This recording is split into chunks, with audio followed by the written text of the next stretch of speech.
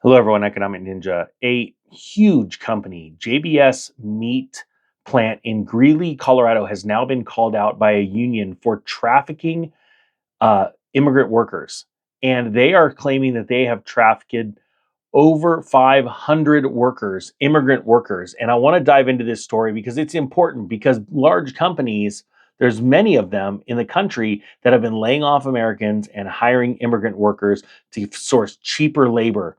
And it's important that we call this kind of stuff out so we know where our food's coming from or what the companies that we're buying goods or their services from, what they're doing. You know, we have this massive movement where these companies were going woke and people decided, hey, I have the right to either buy or use their services or their products or I don't. And so I'm not. And I think it's very important that we call these kind of things out and what's going on. So it says local, this is out of the Cowboy State Daily, and it says local UFCW7 claims huge plant in Greeley, Colorado, JBS Meats, trafficked 500 or more immigrant workers. The stunning allegations include packing them into rooms with putrid living conditions and charging extra fees for company services. And we're going to go over what those company fees are. It says here 500 or more Haitian and Benin immigrants who had work visas to enter the United States legally took jobs at a large JBS meat processing plant not far from the Wyoming border in Greeley, Colorado, thinking they'd found their ticket to America and her promised land of freedom. Now, I want people to realize that there are companies. It's not like someone in Haiti just all of a sudden decided, I'm going to go to America. They are being sourced. Companies are being paid by other companies to go and to other countries and bring people into our country, give them all the documentation, and get them working, right? This is where our economy is at right now. They are trying their hardest to source cheap labor, okay? But that's also coming at what we're about to go over, what they're doing to these immigrants, okay? Instead, these people found themselves packed into squalid living conditions they describe as worse from where they came from, as well as charged extra daily fees that they were forced to pay to a supervisor named Ibda Edmond and or his associates, including a name McKinnon Remy, according to stunning allegations leveled by the UFC Local 7 Union.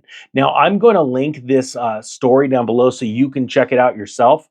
It says here, among these fees were so-called employment contracts ranging up to $17,000, as well as service fees between $100 and $200 for filling out pre-employment forms for JBS, such as medical evaluations and job applications. This story is sounding a lot like what happened in Springfield, Ohio, where you saw a company run by a man that goes by, what was it, King David or something like that, where they were taking, it's being reported as parts of people's income from their job too, like a work pimp is what this is looking like to me. Um, it says here the immigrants were also being charged for rides from the airport when they arrived in America to Greeley, Cordova said. And this comes from Kim Cordova, who is the president of UFCW, the union. So they're being charged for the rides from the airport, as well as daily trips to and from the JBS plant where they worked. They are also charged weekly rent between 60 and 120 for shared living spaces at a motel in Greeley, even though the company had already paid the motel for these rooms. So you could see these third-party companies that are popping up in America all over that are siphoning money from the immigrant workers. So we are, no joke, dealing with slave-like conditions, right? Especially if they don't have a choice but to pay this to work. This is a big deal. They said here, we also had reports of up to 30 to 50 people living in a room, sleeping on floors with no hot water, Cordova says. It was a mess. Now, JBS denies it knew about any of these problems. A JBS spokeswoman, Nikki Richardson, told Cowboy State Daily that Remy was never an actual JBS employee and that he has since been banned from the Greeley facility after the alarming allegations came to light. We also notified local authorities and will cooperate with any resulting investigation, she said. If it is determined that people were harmed by Mr. Remy's actions, we will provide support for those individuals. New human resource leaders have been placed at the Greeley facility, Richardson said, and the new requirement training programs have been implemented as well to ensure that everyone is aware of company policies. They said, this is their official statement, JBS takes safety and welfare of all our team members seriously, she said. We are also working with UFCW International to educate prospective and current team members about hiring policies enterprise-wide. Fees for pre-employment services, including transportation, application, pre-hire medical requirements, and designated housing, are not among the hiring policies, Richardson from JBS said.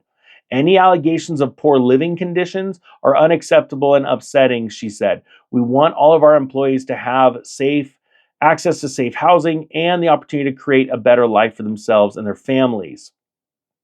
So, going in a little bit deeper, Cordova categorized such statements as part of a whitewash the company has engaged in since the local union reported the allegations in December. So this has been going on for a little while. The company knew about these tactics, she said, and in fact paid for workers to live in squalor conditions at a local motel and turned a blind eye until they were questioned by the press. One of the main individuals involved in this terrible treatment is still employed by JBS. Now, they say here the questionable practices came to light after union leaders noticed a disproportionately large number of immigrant workers, particularly those from Benin and Haiti, listing the same home address as their supervisor. They said, we're seeing a pattern like, why are all these people at this address? So, I mean, it was a lot of applications, Cordova said. We're seeing 10, 20, 30, 40 people coming in every single week with the same address.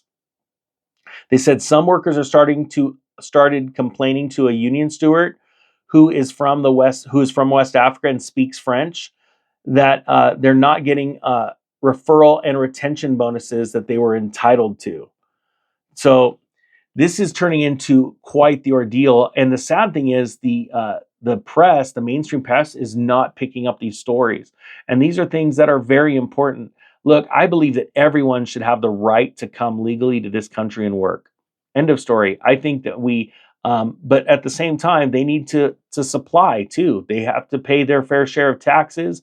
And these government handouts, I think, are absolutely outrageous, right? And I'm not saying these people, I haven't seen anything about these people getting government handouts, right? But we have to realize that no economy can stand when people just show up and take. Our country was founded as a melting pot of people all over the world that wanted something better and they wanted freedom. And but that comes at a cost. And our country's freedom was bought by the shed blood of amazing human beings, men and women that fought for our rights. And I honestly believe that this is something that needs to be talked about because it needs to be exposed. If you could do me a favor and sign up for the free newsletter, because it keeps me being able to bring you every day the one email showing all the videos we put out, because quite frankly, some companies in the internet do not want this channel putting out these kind of stories. I hope you got something out of this. The Economic Ninja is out.